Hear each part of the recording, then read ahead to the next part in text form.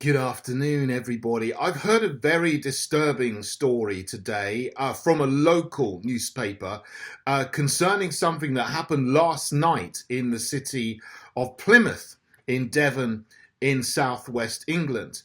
And you've all heard recently, just to put it in context, the terrible thing that Sadiq Khan is doing in London, where he's imposing this thing called the ULEZ, even though there was a consultation and the majority of people said they didn't want it, but he's going to go ahead with it anyway. Now, a very similar thing has happened in Plymouth concerning some trees which the council wanted to cut down. 169 trees in a shopping arcade somewhere in Plymouth city centre. Nobody wanted those trees to be cut down as a consultation. The people said no. Clearly, there was huge opposition to cutting down 169 mature trees in Plymouth. And yet the council decided, or the leader of the council decided, they were going to ignore the consultation and just push ahead and chop down these trees anyway under some emergency powers.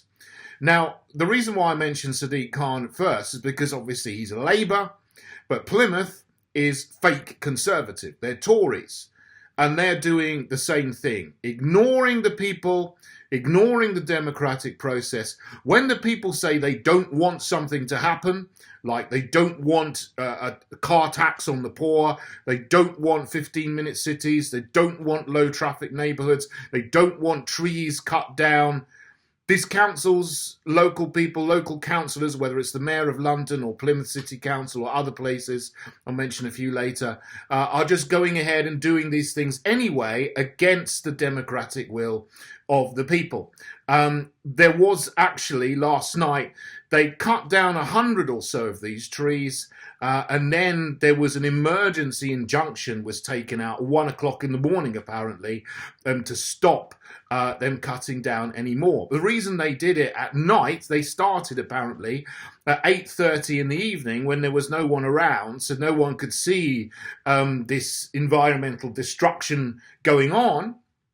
It started late at night. They thought they'd be able to just go and do it and chop them all down, and then people would wake up in the morning and then they'd have a whole new vista of trees which were there chopped down and lying dead on the ground, ready to be towed away and chopped up into wood pellets or something, no doubt.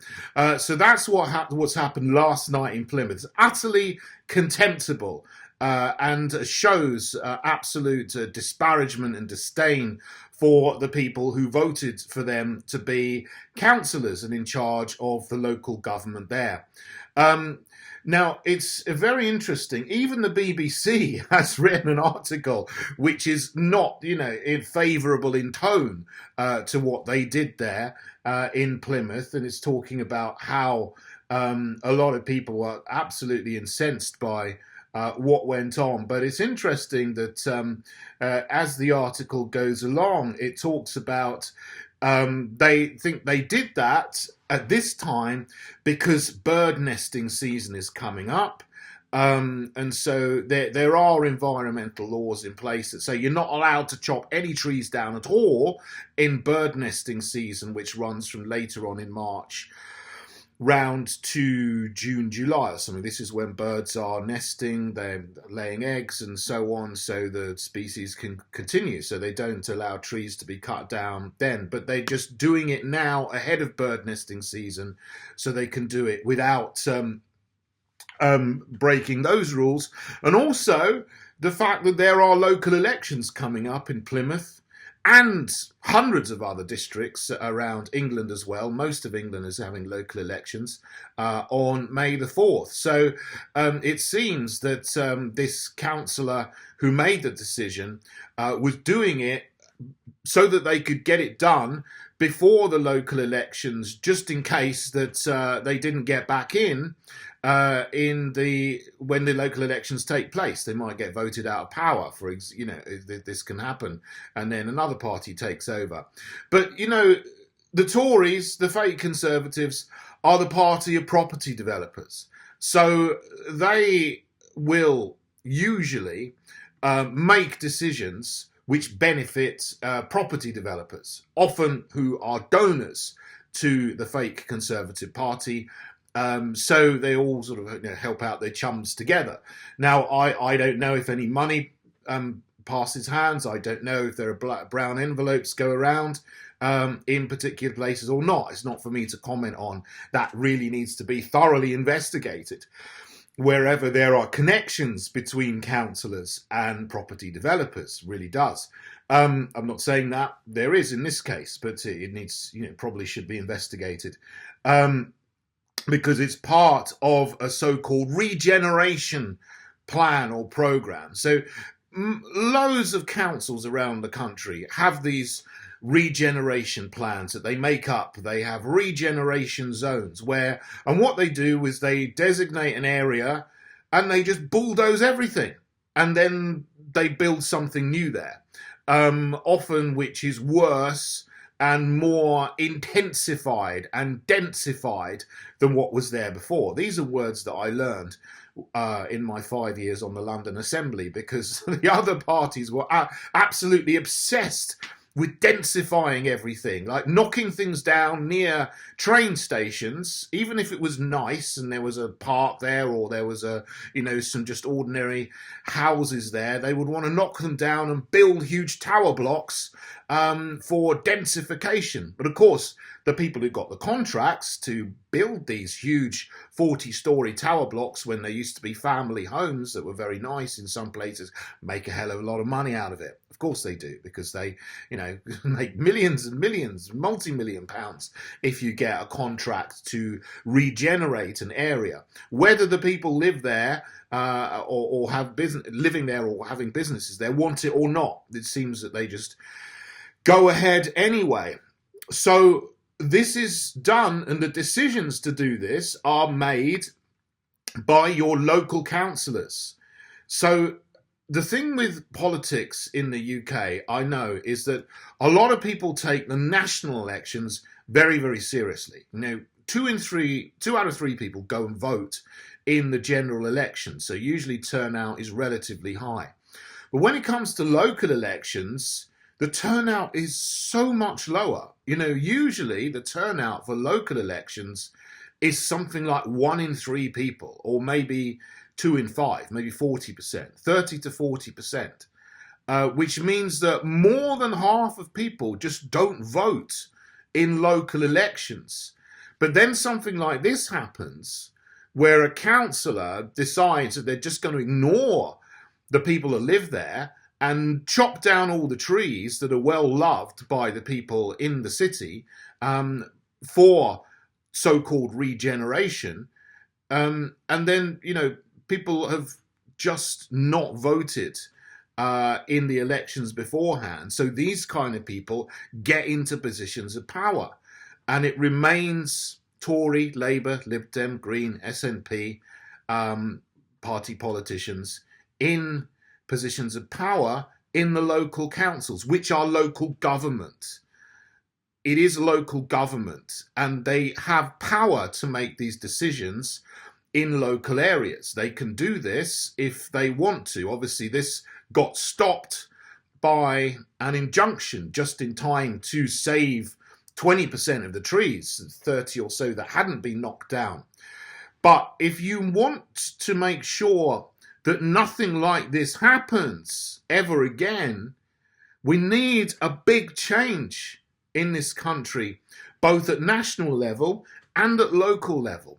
We need to stop voting for fake Conservative, Labour, Lib Dem, Green, SNP. Now, I've created the Heritage Party, as you know, I say almost every video, and it's to stop this kind of thing from happening, to preserve and defend and protect our heritage and our mature trees, which are in our cities and our towns and our countryside as well, are part of our heritage. And when a council decides they're just going to chop down a load of mature trees, it is an attack on our heritage, and it is an attack on democracy, because it goes against the wishes of the people, even when those people are consulted and they say that they don't want this to happen, and the councillors go and ignore them and do it anyway. So this makes a mockery of the consultation process, and it makes a mockery of democracy. So we need to sweep away these parties that just disdain voters and disdain our nation and our history and heritage, and put someone in who does respect our heritage. What could be better than the Heritage Party, which I lead, for defending our heritage? And I guarantee, if we have control of councils, that we will not be chopping down any mature trees which are part of our heritage. We will not be bulldozing historic buildings so that the space can be used to build horrible 40-story carbuncles that make a little bit of money for somebody's mates. That just simply won't happen under us. We're not connected to property developers. I don't get any money from property developers. I'm not interested in their money. All our donations come from members and supporters who really believe in our manifesto, and our manifesto is to preserve our heritage. It's not to destroy it, and under the name and the guise of regeneration, like all of these councillors in these old parties which disdain ordinary people. I mentioned here, so obviously this is Plymouth Tory fake Conservative Council, but it's, you're not going to get any better with the others. When I was in London, I was aware of something happening in Southwark. I was involved to some extent with the campaign in Southwark Borough to protect the mature trees in Southwark Cemetery and Camberwell Old Cemetery that were being chopped down against the wishes of the local people, in order to make a tiny little bit more room for a few more graves to be put in there, but in the cemetery. But what, chopping down a beautiful mature tree that's been there 200 years, to make room for about 10 more grave sites? It's just, the thought process behind that is just something that is foreign to me. I would not come up with the conclusion that this is what you should do. Who would think that the right thing to do is chop down a beautiful old tree for, I know it's important to have grave sites to bury people, but you've got to protect your ancient trees as well, and your mature trees, because they're a connection to the past. Trees that have stood for 200 years, they grew during the Victorian era, maybe even the Georgian era, so we should not be chopping them down. That was a Labour council, obviously, in Southwark, in inner London. But you think, is it going to be better with the Lib Dems? Look at Sheffield. Lib Dems control Sheffield Council. They've chopped down 5,500 trees over the last 6 years, and they're planning to chop down another 12,000 over the next 10 years or so. So whether it's fake Conservative, Labour, Lib Dems, they're all guilty of chopping down the trees in our towns and cities and our boroughs and districts that people want to preserve. What about the Green Party? Well, I don't think they're chopping down any trees, but what they want to do is turn our agricultural land into solar farms and wind farms. They would sacrifice our farmland and our countryside to put up these ridiculous so-called green energy that doesn't actually provide much energy. They would totally wreck our countryside and plaster it all with solar panels.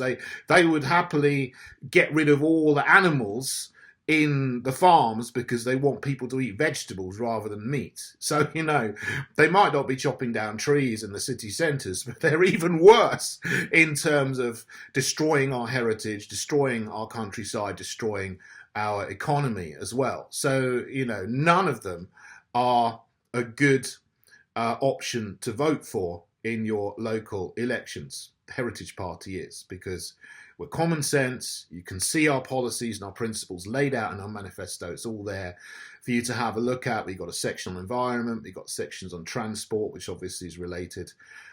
Sections on energy, which is obviously related as well to this. And a section on housing, beautiful homes, keeping homes beautiful, cities beautiful, not densifying them with disgusting, brutal, modernist tower blocks. So please have a look at our manifesto. Please join me in the Heritage Party.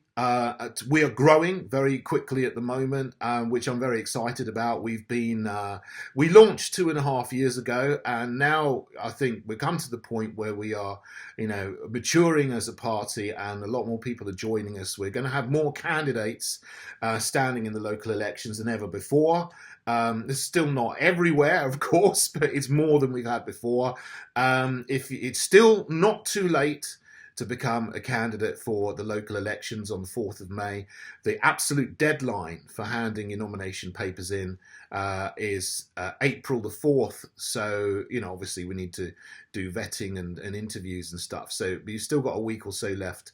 If you want to apply to the Heritage Party to be a Heritage Party candidate in these local elections coming up this year. But obviously we're still open for people to apply to be candidates for the next general election, which will almost certainly be in 2024 sometime. So please do consider that. Join us, stand for us, look at our manifesto at heritageparty.org. Please also subscribe to my channel below and give me a thumbs up. Put your like there where the thumb is. Thank you very much for listening, and let's get active in politics to stop these people from ruining our country and restore our nation to what it would be. Thanks for listening, everybody. God bless you all.